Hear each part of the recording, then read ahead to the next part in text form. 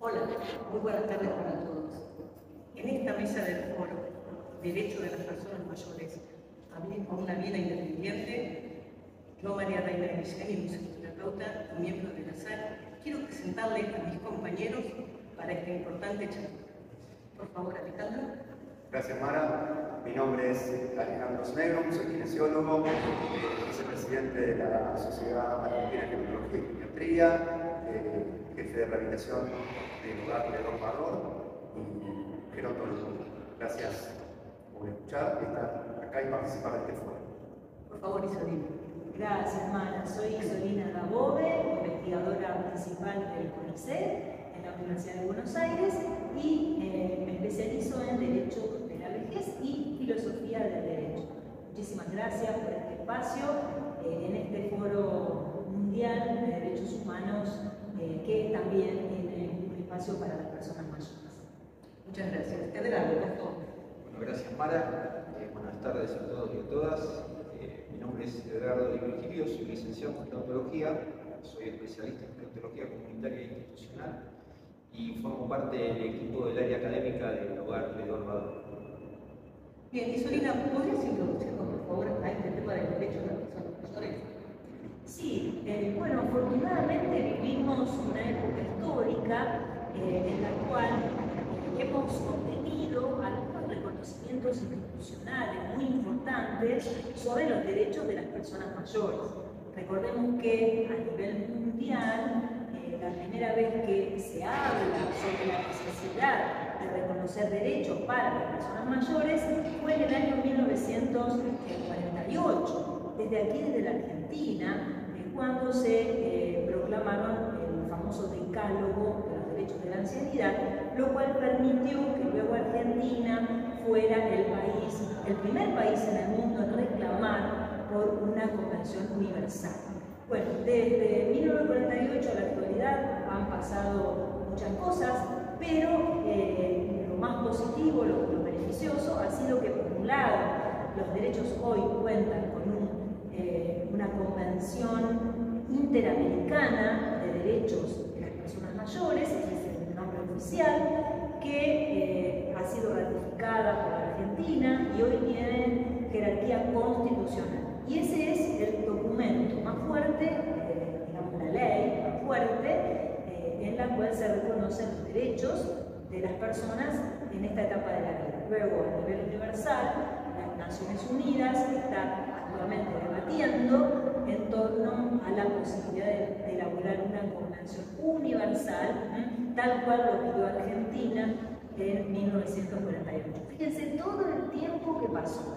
En ese marco, un tema central, o sea, cuando digo en ese marco me refiero a la Convención Interamericana de Derechos de las Personas Mayores y lo que hoy se está debatiendo en la ONU, en ambos espacios, un tema central es el derecho a una vida independiente, porque si hay algo que se lacera, que se va degradando y lastimando cuando llegamos a la vejez, sobre todo a la vejez más vieja, si se me permite esta tautología o cacofonía en realidad, o sea, a la de las personas mayores de 80 y más, la cuestión de la independencia parece una fantasía, ¿no? Ya que vivimos en una cultura que va asociando vejez a enfermedad, vejez a dependencia, fragilidad, como si a todas las personas les pasara lo mismo, ¿no es cierto?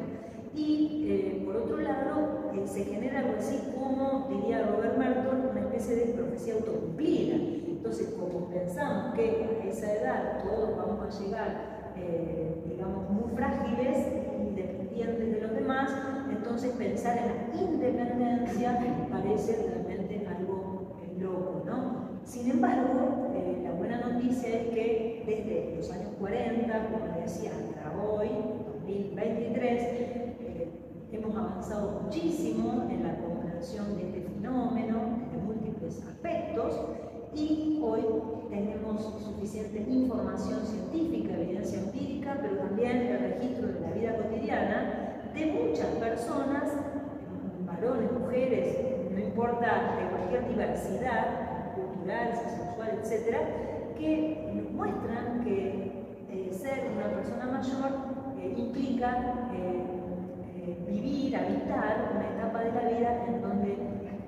posible. Entonces, la independencia, que es el tema central de esta mesa, la vejez, hoy debe ser pensada en profundidad, ya que el primer obstáculo a derribar son los viejismos, los prejuicios negativos, ya que jurídicamente, ¿no?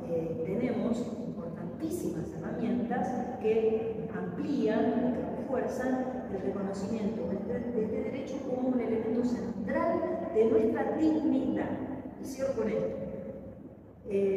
Nuestro sistema jurídico, no solo en Argentina, en el mundo, nos dice que a partir de los 18 años de edad somos todas las personas plenamente capaces. ¿Y qué quiere decir esto? Que a partir de ese cumpleaños simbólico, ¿no es cierto? Pero literal, ¿no? A partir de los 18 años nos transformamos en personas adultas, es decir, personas que tenemos que facultad para ejercer nuestros derechos, pero también para hacernos cargo de las obligaciones. Pero ¿qué pasa? A partir de los 18, esta plenitud de nuestra adultez no sufre distintas transformaciones, pero no son normativas, sino culturales. Y entonces es ahí donde la cuestión de la independencia se torna un elemento central para pensar la vejez. Alejandro, me gustaría que nos contaras esta independencia que recién estaba haciendo mención Isolina, desde el punto de vista físico. ¿Qué podrías aportarnos? Porque vos haces sobre todo rehabilitación, ¿cierto? Claro. Bueno, gracias Isolina por este marco conceptual y jurídico que dijiste como cosas muy importantes. Yo quiero introducir a partir de esto el término de vejez activa. El término este de vejez activa implica hacerse cargo y poder ejercer, que la persona mayor pueda ejercer sus derechos. Pregar por una vejez sana, independiente y exigir al Estado leyes, campañas y actividades que puedan mejorar la calidad de vida de las personas mayores. Para eso es muy importante el concepto de vejez activa, y para llegar a la vejez activa hay una herramienta fundamental que es la actividad física. La actividad física es la que va a poner a esas personas en condiciones físicas de ir a buscar sus derechos. Sabemos que todos envejecemos de manera completamente diferente. No podemos hablar de una sola manera de envejecer, sino de las vejeces, en esa diversidad de forma de envejecer. Y en esto hay como dos conceptos muy importantes, que uno es la prevención, ¿sí? de enfermedades crónicas. Tenemos que prevenir, ¿no? Porque la gente se enferma de estas enfermedades prevalentes crónicas, por eso hay que prevenirlas. Y el otro concepto importante es el de buenos hábitos saludables. Estas dos cosas forman a la vejez activa, o permiten que uno pueda tener la vejez activa. Para esto hay que hacer actividad física, porque la actividad física previene las enfermedades, también tiene que ver con estos buenos hábitos de vida. Sí, cuando hablas de actividad física, ¿qué actividad física puede hacer una persona mayor? ¿Cualquiera, la que quiera? Bueno, es muy buena pregunta y me gustaría aclarar dos conceptos. Uno, el de actividad física, y el otro, el de ejercicio físico. Son dos conceptos complementarios pero diferentes. Actividad física involucra todo lo que hacemos durante todo el día, ¿sí? Hacer las compras, tomar un colectivo, limpiar la casa, caminar, subir una escalera, y el ejercicio físico implica una actividad reglada, sistemática, progresiva y diaria. Son dos conceptos diferentes que uno sin el otro se queda corto. O sea, si uno hace un programa de ejercicio 3 veces por semana, de media hora, y el resto del día está sentado en una cama, en un sillón, o tirado en una cama, ese ejercicio, ese proceso de ejercicios no va a llegar a buen puerto. Es importante, entre las sesiones de ejercicio, mantener una vida activa, moverse, caminar, bailar, hacer cuestiones de jardinería, subir escaleras, elegir antes de tomar el ascensor, elegir subir un piso por escalera, bajarse una parada antes del colectivo, ¿sí? Caminar unas 5 o 6 cuadras. Todo esto hace que se potencie cualquier rutina de ejercicios. Eduardo, y el tema de la accesibilidad, ¿cómo lo encararías en función de esto que decía Alejandro? Una parada de colectivo, caminar antes, no sé si vamos por ese tipo de actividad. Me gustaría retomar algo que dijo, algunos conceptos de ISO ideales. A mí me parece que después de la pandemia tendríamos que reflexionar, ¿no? En qué mundo queremos vivir, en qué sociedad queremos vivir. Si alguna vez nos pensamos como una comunidad organizada donde el Estado tiene su cuota parte, donde el ámbito privado tiene su cuota parte, donde las sociedades científicas tienen su cuota parte, donde los sindicatos tienen su cuota parte, donde la familia tiene su cuota parte. ¿Por qué no pensar en políticas gerontológicas donde en el centro de esa mesa esté la persona mayor? Recuerdo que hace muy pocos años en el Congreso de la SAC se armaron las mesas y pregunté, bueno, hay disciplinas de todos los ámbitos dentro del ámbito gerontológico, pero no hay una mesa de personas mayores. ¿Sí? Fue ahí que en el Congreso, creo que el número 17, 18, se conformó una mesa donde la coordiné de personas mayores. Cuando uno habla de reflexionar, te lleva indudablemente a qué es lo que pasa en el mundo, ¿no? ¿Qué es la perspectiva a futuro? ¿De qué población estamos hablando? Estamos hablando que hoy tenemos casi 960 millones de personas de 60 años y más. Y para el 2030 vamos a tener 1.400, que nos falta mucho, falta muy pocos años, y para el 2050 vamos a tener el doble de lo que tenemos hoy. Ahora, pensando en perspectiva, reitero, ¿cómo potenciamos la independencia? ¿Cómo potenciamos la autonomía? ¿Cómo potenciamos la accesibilidad? ¿Cómo potenciamos la inclusión y la participación? ISO dijo algo que es un eslabón fundamental y que digamos, en la ponencia de hoy yo recuerdo poner todos cuerpos desnudos, donde metafóricamente me llevaba a pensar, bueno, los grandes desnudos de la pandemia. Los grandes desnudos de la pandemia han sido que uno percibió mayor edadismo, como decía ISO, inactividad, como hablaba Ale hablaba también de los estilos de vida saludables, la importancia. Digo, el edadismo como termina obturando de alguna forma los cánones de participación. Entonces, me lleva a pensar, digo, bueno, ¿qué mirada tiene la sociedad de las personas mayores? ¿Qué pensamos en las personas mayores? ¿Productivo? ¿Qué pensamos? ¿Qué mirada? O sea, cada uno de los que está acá, de todos los que están acá presentes, cada uno tiene una mirada diferente. ¿Sí? Trabajamos realmente en equipo, aquellos que están nosotros, ¿no? La abogacía, la kinesiología, la gerontología, trabajamos realmente en equipo, trabajamos en un grupo de trabajo. Entonces, digo, ¿qué mirada tiene esa sociedad de esas personas mayores? Una mirada positiva, negativa, ¿no? ¿Qué pasa con la diversidad? ¿Qué pasa si vemos a una persona mayor manejar? ¿Qué pasa si vemos a una persona darse un beso, una persona mayor darse un beso? ¿Qué pasa con su sexualidad? ¿Qué pasa si una persona mayor quiere seguir formándose? ¿Lo pensamos positivamente en un ámbito académico? Seguramente sí. Cuando vamos a la comunidad, seguramente no. ¿Qué pasa con los entornos? Y entendiendo el entorno donde todos vivimos en un entorno, ¿no? El entorno donde estudiamos, donde trabajamos, donde mantenemos las actividades de ocio. ¿Están preparadas? ¿Son accesibles para las personas mayores? A mí siempre me llama la atención que nos llaman la clase pasiva, ¿no es cierto? Como es que no tenemos nada.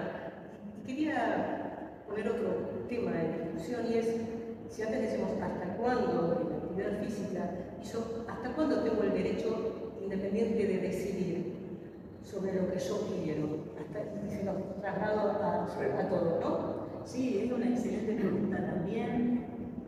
Como les decía hace un rato, a partir de los 18 años, cuando adquirimos la plenitud de la capacidad jurídica, ¿no es cierto?, la adultez, el ingreso a la adultez, el poder para decidir sobre mi vida, mi cuerpo, mi espíritu, mi patrimonio, mis pensamientos, mis ideologías, no termina nunca. O sea, una vez que uno adquiere esa capacidad, entonces al mismo tiempo tiene el poder para ejercer todos esos derechos con un solo límite, y es que no invalide y no afecte el poder y la libertad de los demás.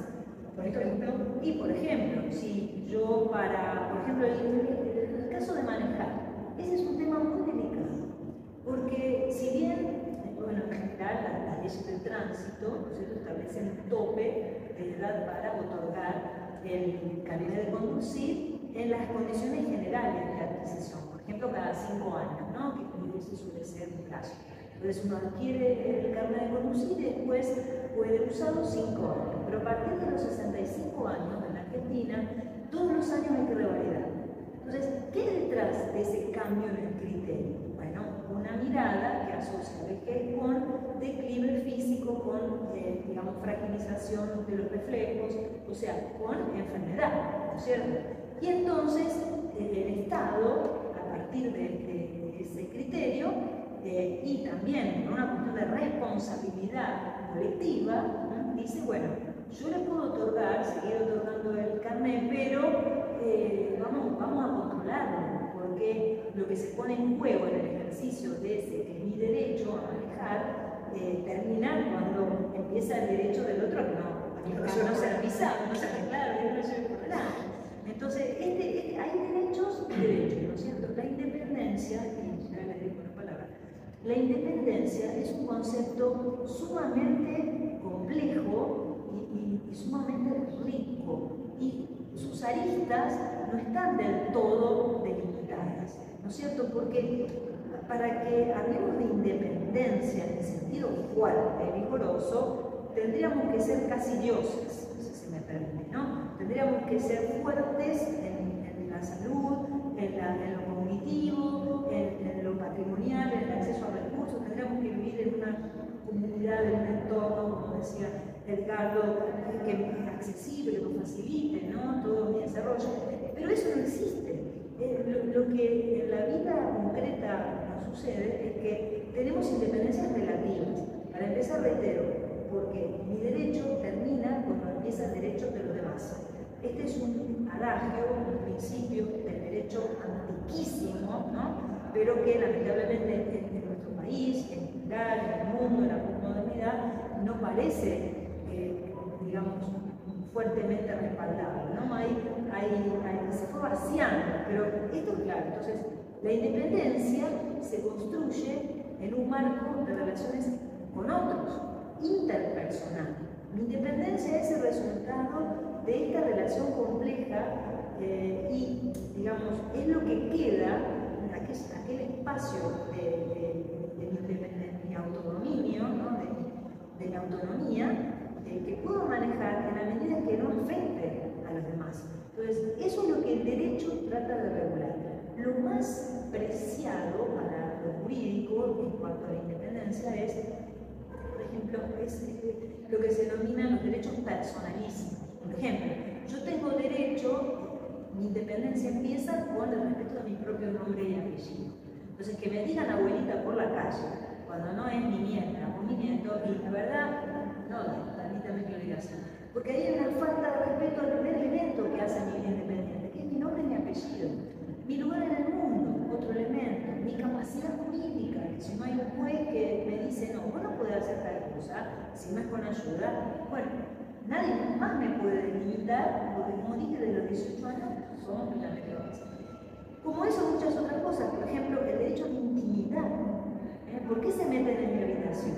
¿Solo porque soy vieja o en una residencia gerontológica? ¿Por qué la gente no golpea la puerta antes de entrar? Es mi intimidad.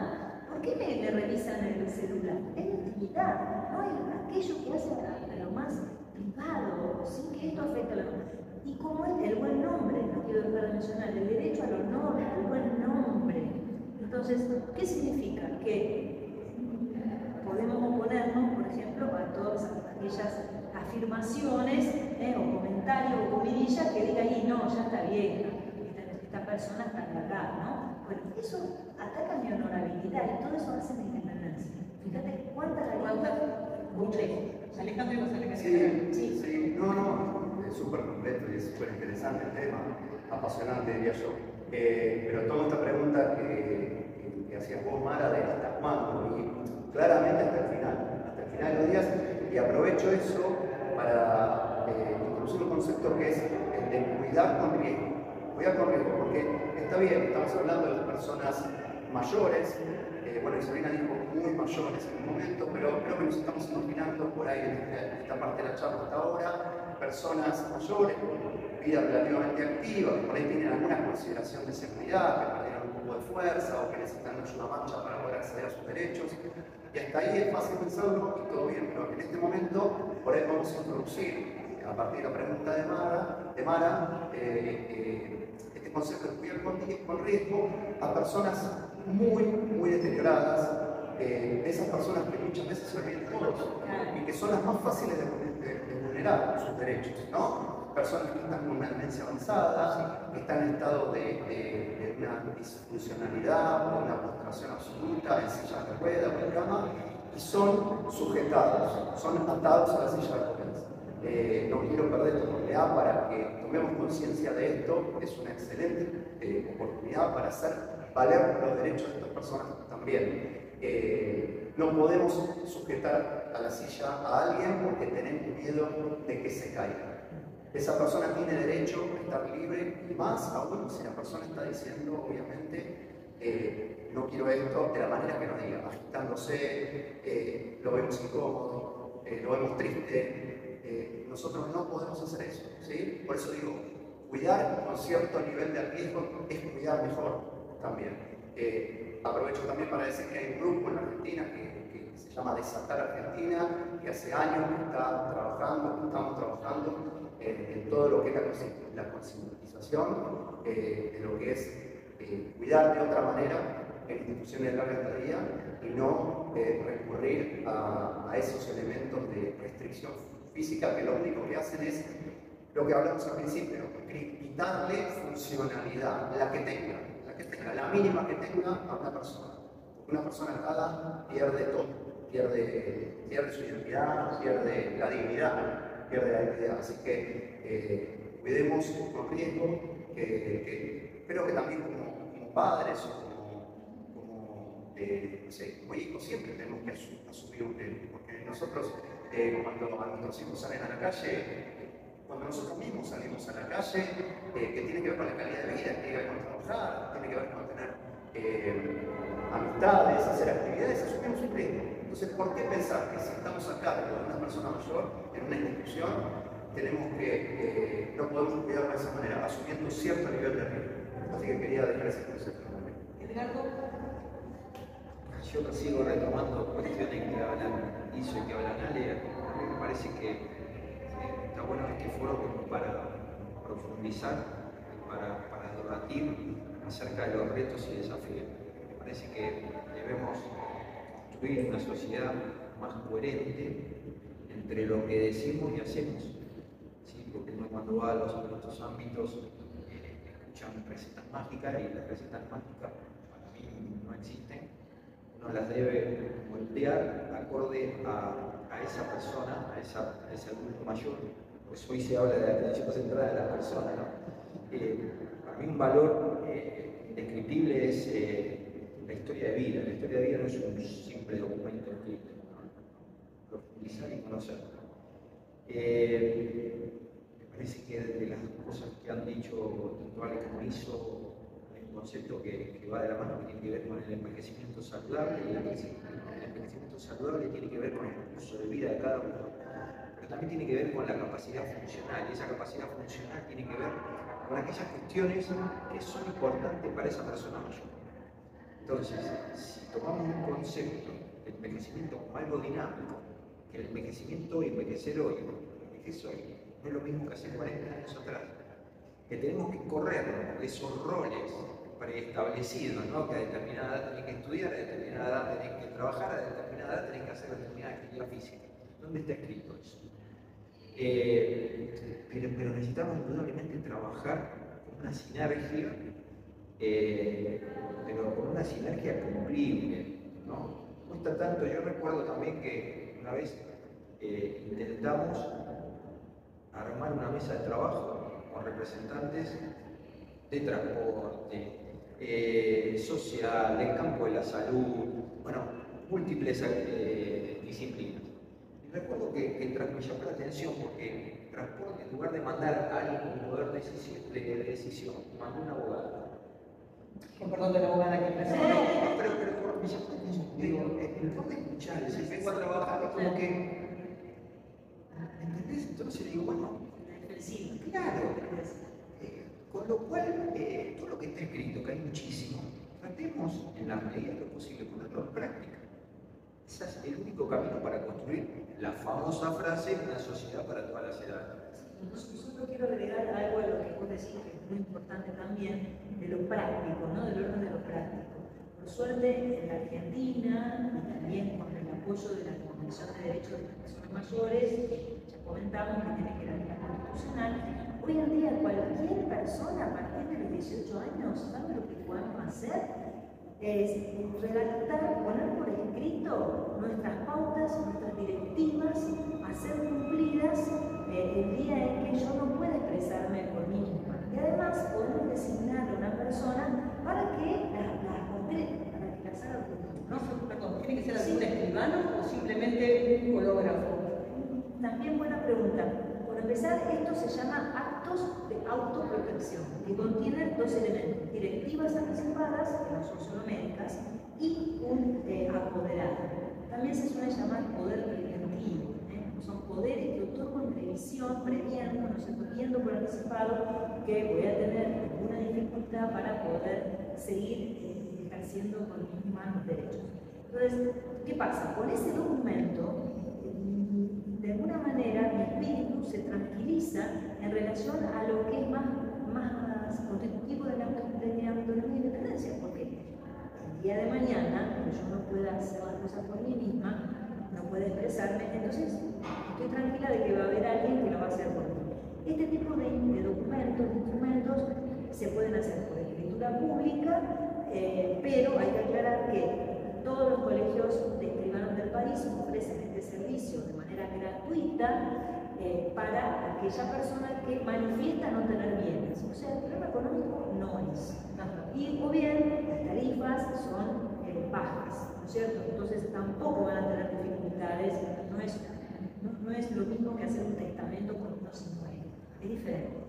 Por otro lado, si uno no quiere ir a una escribana o un escribano de confianza, puede ir a un profesional de derecho, una abogada o un abogado, que lo ayude a redactar este documento, y después juntos van a un tribunal o un juzgado para certificar la firma, para firmar delante de ese juez o jueza, y se certifica también la fecha. En ambos casos, ese es un instrumento público, entonces lo puedo oponer, puedo defenderme. Si, por ejemplo, algún familiar me quiere llevar a un geriátrico, el apoderado, la persona designada ahí, puede decir: un momentito, yo acá tengo una directiva de esta persona, si ustedes avanzan en esta dirección, yo voy a iniciar una acción. Y la técnica es escribirlo a mano, y a veces en presencia de dos testigos, pero lo mejor es la vida privada. No sé si quieren ir redondeando. Está completísimo, me parece a mí, lo que teníamos pensado para esta mesa. No sé si alguno quiere agregar algo más. Yo quedé pensando que quizás esta mesa termina fortaleciendo concatenadamente lo que uno pretende para las personas mayores, compartiendo desde una sociedad participativa con inclusión de las personas mayores. Si después pasarían al ámbito de la actividad, después ante un emergente, lo tenemos acá, y digo que somos todos profesionales para tratar de generar acciones gerontológicas para que cada una de esas personas mayores puedan cultivar una vida con sentido.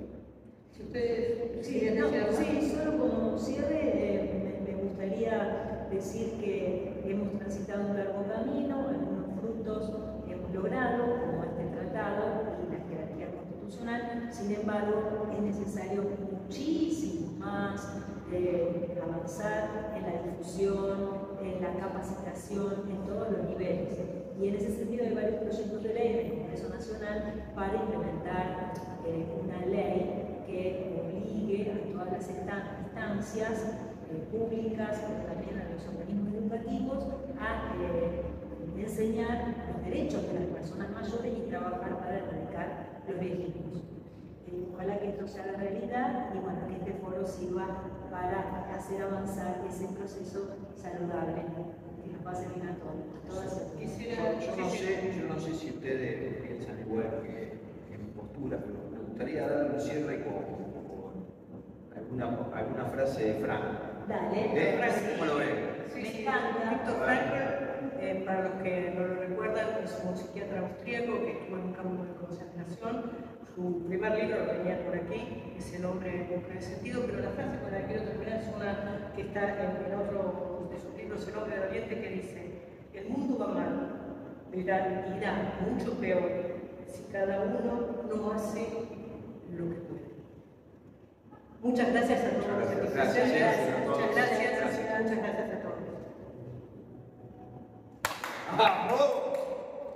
Hay que hacer así. ¿Preguntas? La remamos, la tuvimos que remar.